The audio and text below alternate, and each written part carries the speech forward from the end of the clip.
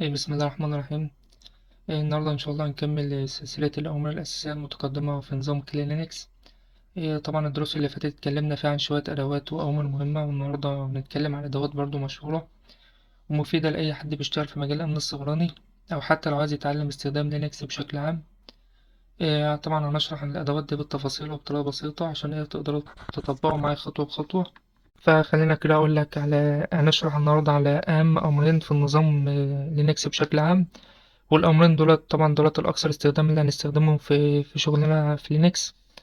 فياريت تحفظ الأمرين دولت لأن ده أكتر شغل هنشتغله هو إيه على الأمرين دولت. تمام، في النظام عامة في أي شغل تاني. ألا وهو أمرين، الأمر السود والأمر إيه الأبجيت. تمام، وأشرح كل أمر إيه فيهم بالتفاصيل، وهما الأمرين يعتبر شبه بعض، ودايما إيه هما الأمرين اللي بيتفاعلوا مع بعض وبيشتغلوا إيه مع بعض. طيب، أول أمر خلينا أشرحه لك بالتفاصيل هو أمر السودو. السودو ده هو اختصار لسوبر يوزر دو، يعني بتعمل أكنك كأدمن. السودو معناه أكنك إيه كأدمن. يعني لو أنت شغال على لينكس أو أنظمة شباب يونكس زي كال لينكس أو أوبونتو، فأمر السودو ده هو وسيلة أساسية عشان إيه تمنح لنفسك صلاحيات زي الروت، عشان تقدر تنفذ أوامر معينة ما تقدرش تنفذها لو أنت يوزر عادي. تمام. طيب إزاي بيشتغل؟ أنت لو أنت يوزر عادي مش أدمن أو روت، مش هتقدر طبعا إيه إنك تنفذ الأوامر دي في إيه في السيستم. تمام، لأن السيستم بيحمي نفسه من التعديلات مثلا الخطيرة أو غير المصرح بها. فهنا بقى بيجي دور إيه السودو.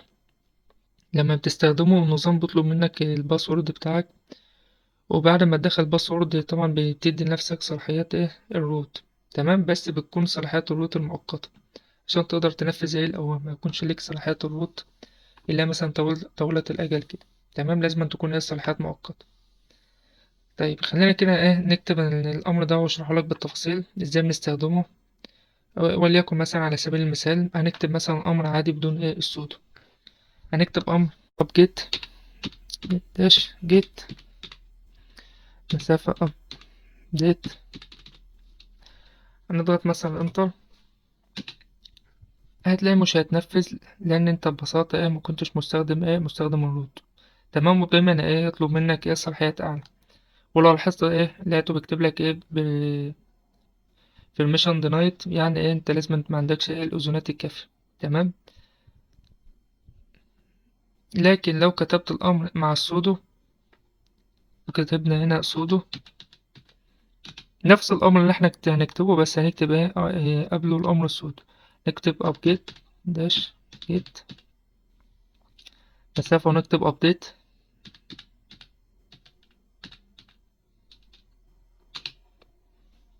طبعا هتلاقي بيطلب منك انك تدخل الباسورد بتاعك، ولما تدخل الباسورد صح طبعا ايه الأمر هيتنفذ صح، ويحدث ايه وطبعا ويحدث السيستم بتاعك بدون ايه أي مشاكل.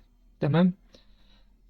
طبعا فايدة السودو طبعا هو مهم جدا في حالة لو انت مثلا مش عايز تشتغل طول الوقت كروت، علشان مثلا ما تعرضش نفسك لأي مخاطر. ولو انت يوزر عادي وعايز مثلا تنفذ امر مهم مثلا زي انك بتثبت برامج او تعمل اعدادات في النظام، تقدر باستخدام السودو عشان ايه انك تستخدم السودو عشان يكون عندك صلاحيات ايه مؤقتة فقط. تمام، وتقدر ايه طبعا زي ما أنا قلت تنفذ الامر ايه المطلوب منك. وليكن عايزين مثلا نثبت برنامج. هكتب مثلا وليكن عندي برنامج مثلا اي برنامج انت حابب تثبته. حابب اثبت برنامج اللي هو برنامج الكيرل. هكتب سودو اب بس جيت انستول، واسم البرنامج بقى اللي انت اي برنامج مثلا برنامج الكود. في برنامج اسمه برنامج كود اللي بيستخدموه المبرمجين. عندك برنامج جوجل كروم، عندك اي برنامج انت حابب تنزله. لو كان زي ما أنا قلت هنزل برنامج كيرل،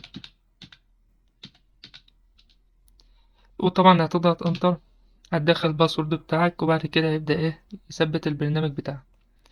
تمام، وزي ما انا قلت لو انت ما كنتش كتبت امر السودو هيقول لك انت مش عندك الصلاحيات الكافية وما كانش ايه هيتنفذ معاك. تمام. طبعا امر السودو طبعا قيس عليه كل امر انت ايه حابب تكتبه. يعني مثلا كنت انت في صلاحيات اليوزر العادي كنت في بعض الاوامر مسموح لك انك ايه تستخدمها كيوزر عادي. تمام، ونفس الاوامر ما كانتش مسموحه ليك لازم أن تكون ايه مستخدم روت. فانت طبعا لما بتستخدم السودو اكنك روت على على النظام نفسه. تمام. فطبعا في اوامر كتير تقدر بقى تجرب كل امر مع السودو بتاعه. وليكن انا عندي مثلا في ملفات طبعا عايزه تتحذف. طبعا الملفات دي ما تقدرش انك تحذفها الا لو انت كنت مستخدم الروت. تمام. في برامج وملفات ممكن تحذفها لو انت يوزر عادي. وفي ملفات تانية تبع النظام ما تقدرش تحذفها الا زي كنت انت روت. وليكن عايزين تحذف ملف مثلا ما تقدرش تحذفه كيوزر عادي، زي مثلا ملف من ملفات النظام او من مكان حساس في الجهاز. طبعا هتحتاج تستخدم امر السودو. زي كده مثلا هنكتب سودو rm. طبعا انا كنت شرحت قبل كده الامر ده في الدروس اللي فاتت، اول الدروس نرجع لها لو انت مش فاهمه، اللي هو الريموف. طبعا الامر ده بيتيح لك انك تحذف اي ملف انت عايزه. ولكن احنا قلنا في ملفات مش مسموح لك انك تحذفها كيوزر عادي، فنقدر نحذفها لو احنا روت. زي مثلا ملفات حساسة او ملفات من النظام. بس لازم تكون حذر وانت بتعمل الامر ده. تمام. فهنعمل اللي قلنا سودو ار ام. هنعمل مثلا مسافة سلاش بي سي سلاش. هكتب بقى طبعا عندي الملف important. تمام. اللي هو الامداد، بكتب الامداد بتاع الملف. هكتب important dash file dot conf. تمام. طبعا هنا لو كنت كتبت الامر من غير سودو هيقول لك انت مش عندك الصلاحيات الكافية. لكن مع السودو هيمسح الملف طبعا بعد ما تدخل الباسورد بتاعك. لكن انا مش حابب ان انا احذف الملفات دي. تمام. فالغي كده الامر ده وامسحه. يعني بديك مثال. تمام. لكن حابب ان انا افهمك حاجة. طبعا امر السودو ده طبعا لو حبيت انك تدخل في البحر بتاعه، في طبعا أوامر كتير ممكن تستخدم عن السودو طبعا. فأنا بديك طبعا زي ما أنا قلت لك الأساس اللي كل أمر بفايدته تمام. وإن شاء الله في الدروس متقدمة أبدأ أشرح دروس طبعا إنك إزاي نتفاعل مع كل أمر. وطبعا أنت مش هتفهم إلا لما تشتغل في الحاجات العملية عشان تقدر تفهم أنا بعمل وتقدر تمرن إيدك عليها. تمام. عايزك بس تحفظ كل أمر حتى لو عندك نوت وتكتبها كل أمر فايدته أو بيعمل عشان لما تقدر تستخدم في حياتك العملية أو تقدر تشتغل في الواقع هتبقى تفهم معاك بسهولة. تمام. أنا زي ما قلت لك السودو ليه زي ما ليه مميزات ليه عيوب، وعيوب كبيرة جدا وخطيرة. تمام. لو أنت مكنتش عارف الأمر ده بيشتغل ازاي. تمام.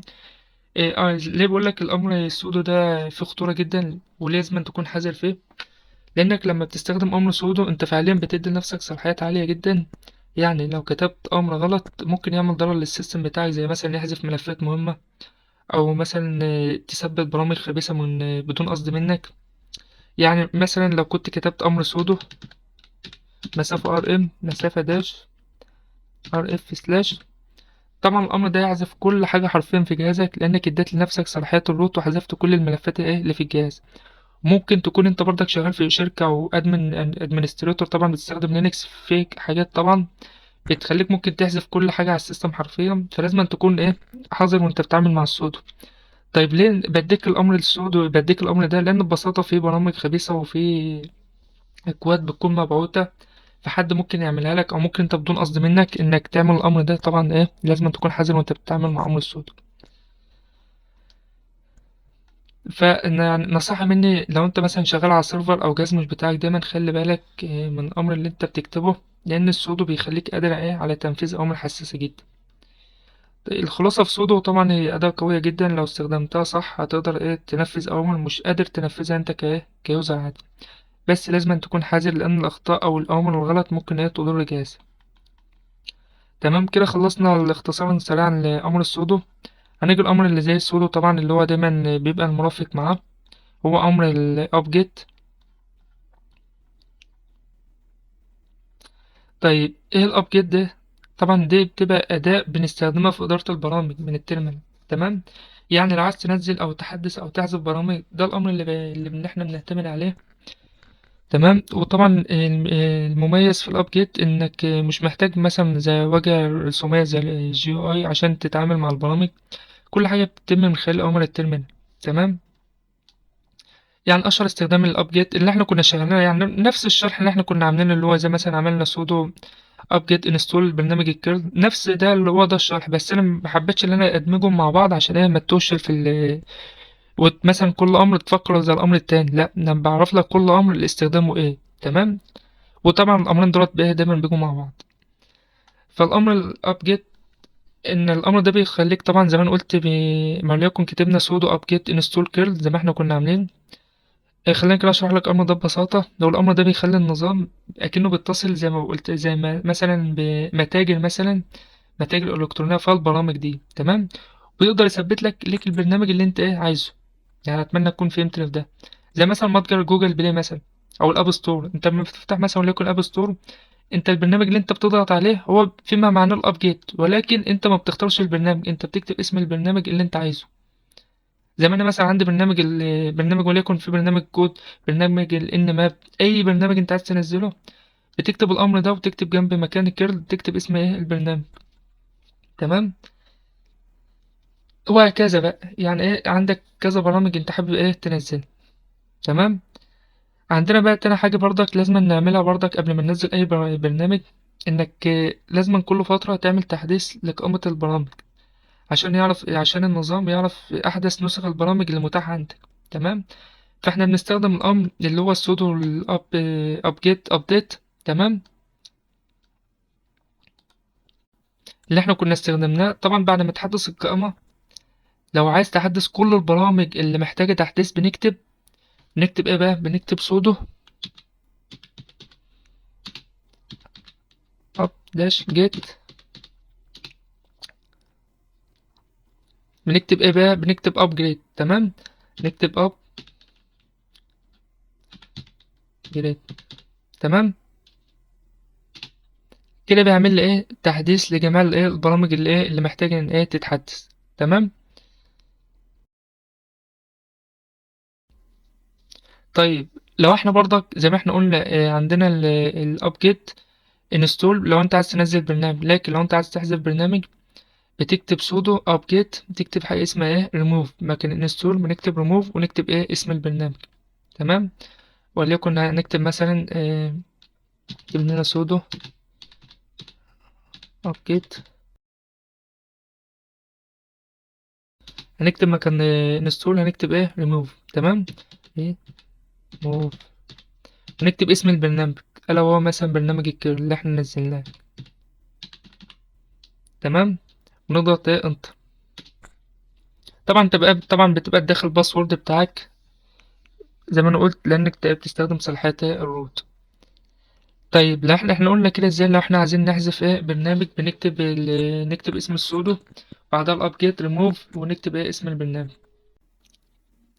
طيب خلينا كده اقول لك على حاجه انا كنت نسيت اشرحها لك. ايه اللي ممكن مثلا بيظهر لما تكتب مثلا او الاوامر اللي زي دي، لما تكتب مثلا سودو ابجيت انستول اسم البرنامج اللي احنا اللي هو كيرل.